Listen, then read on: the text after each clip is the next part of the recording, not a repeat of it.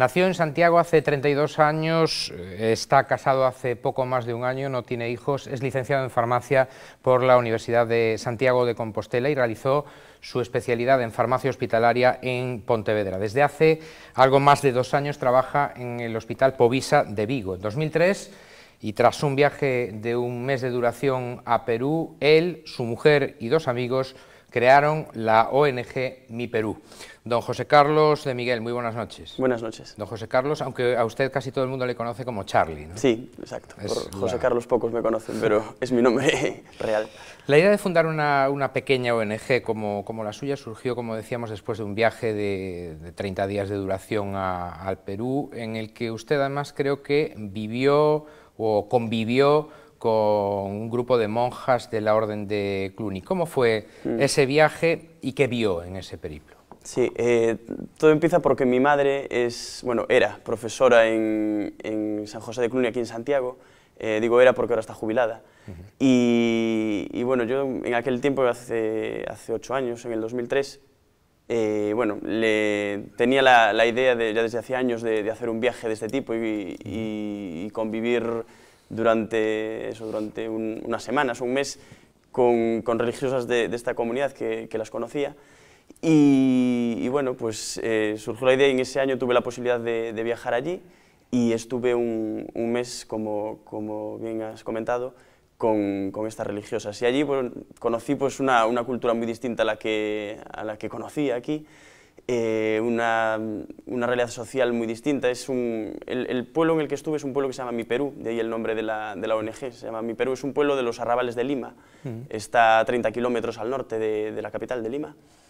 Y bueno, pues te puedes imaginar cómo son los arrabales de las grandes ciudades, que eso yo creo que es una tónica común en casi todos los países del mundo, y más en Latinoamérica, ¿no? Son casitas pequeñas hechas con cartón, con maderas, y bueno, y esto, lo que aquí le llamamos chabolas, pues allí le llaman pueblos jóvenes, y es donde conviví este mes con estas religiosas y donde pude ver pues cómo la estructura familiar era muy distinta a la de aquí. Eran normalmente muchos hijos por familia, normalmente faltaba la figura paterna, sin padre, las mujeres sacaban ellas solas adelante a sus hijos. Y bueno, y debido a esta situación, pues muchos niños cuando cumplían una edad de 11, 12, 13 años, pues se veían en la obligación de abandonar sus estudios y comenzar a trabajar para ayudar a su madre a sacar adelante a sus hijos pequeños. ¿Cómo le trató usted la gente en ese barrio de Lima y cómo le trataron o cómo fue su convivencia también con las religiosas? Bueno, pues muy bien, la verdad es que yo solo tengo palabras de agradecimiento porque sí, desde el primer momento nos hicieron sentir como en casa, primero las religiosas con las que estábamos. Hablo en plural porque fui con una amiga, con Lucía Tojo, que es una de las fundadoras de la ONG, y fuimos 2 y nos tuvieron allí pues muy bien, nos hicieron sentir como en casa y hicieron todo lo posible porque nuestra estancia fuera lo más cómoda posible. Y después pues también fuimos conociendo poco a poco a las familias vecinas.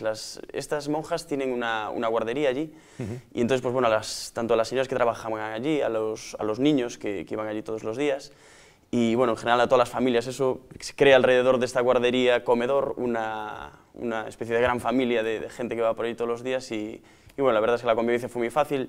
Hubo un cierto choque a lo mejor de culturas, porque aunque hablamos el mismo idioma y aunque parece que tenemos una cultura muy parecida, sí que es verdad que al principio, bueno, me chocaron ciertas cosas, igual que a ellos les chocarían cosas nuestras, pero la verdad es que fue muy satisfactorio el encuentro. Y usted tenía 24 años y se le ocurre... 22 o 21, sí, estaba en cuarto de la facultad. En esa franja de edad y se le ocurre de repente al regresar crear una ONG, que es todo un reto para un chaval de esa edad, ¿no? Sí, bueno, este primer viaje a Perú fue en el año 2001 y la ONG la creamos en el 2003, entonces sí que es verdad que yo ya tenía pues 24 años. Y bueno, pues sí, la verdad es que empezó así un poco, oye, ¿cómo podemos hacer para...? O sea, una cosa que vimos muy clara era esa, la rabia que nos daba el ver niños con 12 años que tenían que dejar el colegio para ponerse a trabajar y ganar un sueldo miserable en comparación con lo que estaban perdiendo, que era el poder completar sus estudios, ¿no? Entonces pensamos en la posibilidad pues, de organizar algún sistema de darles becas de estudios a estos niños para que no abandonasen los estudios. Entonces empezó como una cosa así sencilla, oye, pues venga, yo te envío desde España este dinero, te voy a buscar un amigo mío que quiere ayudarte a ti a que acabes tus estudios, y poco a poco fue empezando, y luego ya pues la dimos de alta, la ONG, la creamos como una asociación que está registrada aquí en Galicia, y nos dimos de alta en determinados, bueno, instituciones y nació la idea. Cuando ustedes comenzaron a operar en ese año 2003, lo hicieron en Perú, en Lima, en ese barrio de Lima, pero desde 2007 también trabajan en India y desde hace un par de meses aproximadamente en Mali. Sí, en uno de los viajes, bueno, nosotros intentamos ir desde entonces todos los años a Perú y lo conseguimos. Y en uno de estos viajes conocimos a una religiosa que era también de la congregación de Cluny, pero que era de nacionalidad india. Lo que pasa es que llevaba en Perú viviendo, no sé si 20 años, así, entonces, bueno, conocía el idioma y eso facilitaba mucho las cosas.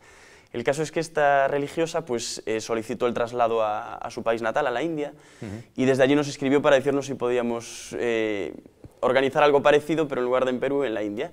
Entonces, pues bueno, empezamos a trabajar con ella y con la misma idea, ¿no? Facilitar la escolarización de los niños. Y hace poco conocí también a otra religiosa de Cluny que está en África, y pues también hablando un poco de lo que hacíamos, pues ella, claro, le interesó el poder colaborar con las familias de allá de esta forma y nos propuso comenzar. Y ahí fue cuando surgió lo de Mali, ¿no? Exacto, sí, sí. Mi Perú no es una ONG al uso en el sentido de que tienen ustedes algo más de 200 de socios, de 200 socios, y cada uno aporta lo que buenamente puede, ¿no? Sí, tenemos distintas cuotas en función de las distintas formas de colaborar. Las personas que dan una beca escolar a un niño, la mayoría, que no todas, pero sí que la mayoría, pagan 18 euros cada mes. Hay algunos que pagan más porque también hay niños que tienen unos gastos mayores que otros, en función de lo que estudian y de la edad del niño. No es lo mismo los gastos de un niño con 10 años que cuando ya tiene 16, 17 años y ya tiene que empezar a estudiar a lo mejor una carrera técnica o algo así. Y luego también tenemos otro tipo de socios, por así decirlo, que lo que hacen es financiar tanto la guardería de Perú como la guardería que tenemos en la India.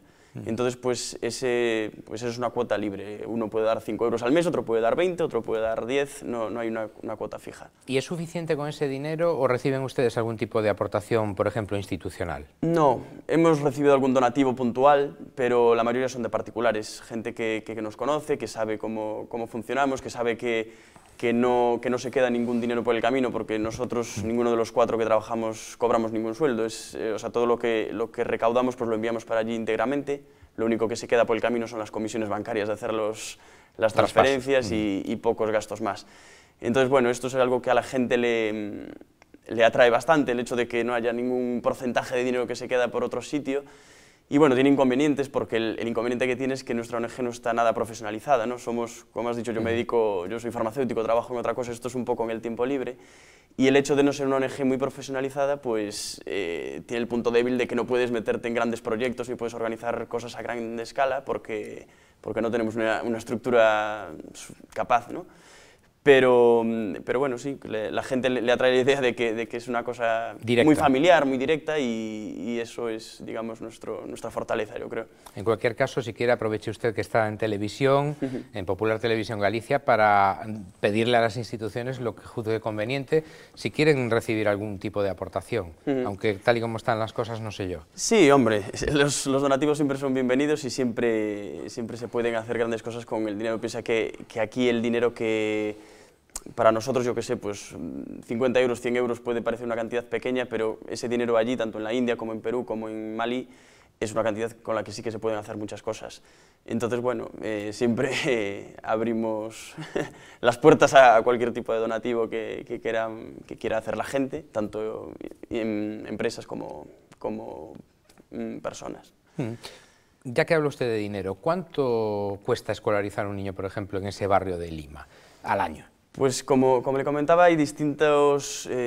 nosotros tenemos niños desde 5 años hasta algunos que tienen ya 20 años y que están en la universidad. Entonces, como se puede imaginar, pues son muy dispares, ¿no? Los niños pequeños, pues allí en mi Perú actualmente hay colegios públicos donde pues los únicos gastos son el pagar el material escolar que necesitan, y pagar pues gastos de fotocopias, de papeles, también de transporte muchas veces, aunque aunque mi Perú no es un sitio muy famoso, sí que es bastante grande. Es decir, yo nunca había escuchado hablar de mi Perú, obviamente, pero sí que es un pueblo bastante grande, tiene como 100.000 habitantes actualmente. Entonces, bueno, sí que hay unos gastos de desplazamiento y los niños tienen gastos de movilidad, tienen que pagarse un coche para ir hasta el colegio.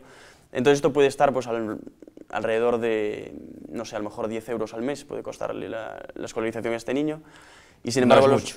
No, es bastante asequible, ¿no? Pese a que a ese niño les estás cambiando prácticamente su futuro, está recibiendo una escolarización que le permitirá el día de mañana pues, tener un buen trabajo. Por 120 euros al año. Por ejemplo. La crisis económica, don José Carlos, ha obligado, como sabe usted más que nadie, a hacer un esfuerzo extraordinario a las ONGs y a las organizaciones sociales aquí en España con las necesidades de la gente. ¿Han notado ustedes un descenso en el apoyo? Porque claro, ustedes trabajan únicamente en el exterior. No sé si las organizaciones, repito, como la suya, que trabajan fuera, han notado esa caída de apoyo porque es más necesario el dinero aquí. Sí, nosotros hemos visto mermada, digamos, nuestra lista de socios en estos últimos meses y que ha habido muchos socios que nos han llamado diciendo que se tenían que dar de baja por motivos personales de su situación económica actual. Y además, pues la Xunta de Galicia, perdón, que convoca todos los años subvenciones para las ONGs, pues este año ha reducido drásticamente la cuantía de la convocatoria anual para realizar proyectos en el exterior. ¿Qué metas se han fijado con Mi Perú, por ejemplo, para el año 2012? Porque ustedes tienen, como decía usted, esas becas de estudios, 2 guarderías y un comedor para mayores, ¿no? Sí, es lo que tienen exacto. en la actualidad. Sí. La idea es, y ojalá que algún día se cumpla, que no hiciera falta que estuviéramos trabajando allí, ¿no? Y efectivamente, desde el 2003 hasta la actualidad, que llevamos trabajando en Mi Perú, sí que hemos notado pues, que ha mejorado mucho la situación. Entonces, nuestra idea es ir poco a poco saliendo a lo mejor o dejando de trabajar de dedicar tantos recursos a Perú y a lo mejor centrarnos en otros países como puede ser Mali, que actualmente sí que es bastante más pobre que Perú. Entonces, pues el objetivo final es que no hiciera falta trabajar allí. Nosotros nos proponemos, en principio, que mientras los niños con los que trabajamos quieran seguir estudiando y por sus recursos económicos no se lo puedan permitir, pues seguir apoyándoles. Y bueno, y a lo largo de estos años hasta ahora habíamos subido la cantidad de niños a los que ayudábamos, pero ahora estamos disminuyendo porque Perú es un país que ahora mismo está creciendo bastante y su situación ha mejorado bastante con los años. Entonces, nuestra idea es eso, ir disminuyendo de los niños con los que colaboramos allí, ir ampliándolos en países como Mali o la India. Mali, que por cierto ustedes no pueden visitar actualmente. Por ahora no, nos han invitado a ir allí, pero también nos han recomendado que es un mal momento creo que es conocido por todos la situación de inseguridad para los occidentales, el viajar allí. Hay ahora mismo creo que cuatro cooperantes que están secuestrados y digamos que ahora mismo el terrorismo internacional de Al-Qaeda pues no aconseja mucho viajar allí. Nadie discute, don José Carlos, evidentemente el loable, a veces vital, trabajo de las ONGs en el exterior, pero ¿qué opina usted de ese constante secuestro, apresamiento de cooperantes de nuestro país, cuando las autoridades españolas muchas veces recomiendan no estar en ese estado en ese momento? ¿No es un poquito meterse en la boca del lobo? Sí, yo entiendo las dos partes también, porque también me pongo en la piel del cooperante, porque, yo creo que este tipo de personas pues llevamos un cierto germen ahí de que algo que nos impulsa. Yo siempre digo que lo más interesante y lo más bonito de trabajar en una ONG es poder viajar allí. Entonces, cuando tú viajas allí, pues ves que el trabajo que haces desde aquí pues sirve para algo. Es útil. Entonces, claro, yo entiendo las necesidades o las ganas que tienen los cooperantes cuando viajan de viajar allí, pero sí que es verdad que si te recomiendan no ir y tu vida está en peligro y hay tantos problemas, pues realmente es meterse en la boca del lobo. Te la juegas. Sí. ¿No cree también que lo que verdaderamente cambiaría, aparte del trabajo que realizan ustedes y otras muchas organizaciones internacionales, lo que verdaderamente cambiaría la situación en esos países es un cambio de gobierno? Sin duda, el problema de la pobreza que hay en el mundo, en la mala distribución de las riquezas, es un problema político. Desde luego que tanto los gobiernos de allí como los de aquí, es decir, no creo que sean los únicos culpables los gobiernos de estos países. Probablemente los gobiernos de los países del primer mundo que llamamos también tienen parte de culpa en que... ¿Pero cree usted que la comunidad internacional debería forzar, por ejemplo en Mali, hemos estado hablando de ese estado africano, forzar la situación para que se produzca el cambio de gobierno? Es una pregunta comprometida. A ver, por un lado, tampoco A ver, por un lado sí que es verdad que muchas veces la comunidad internacional mira para otro lado en ciertos momentos, pero también es cierto que igual que España, sin ir más lejos, tuvo que salir adelante ella sola y se le dejó libertad, o se le debería haber dejado libertad para salir de una situación, pues a lo mejor que venía después de la guerra civil o sí. en cualquier... O sea, la historia tampoco es tan antigua, ¿no?, de este país.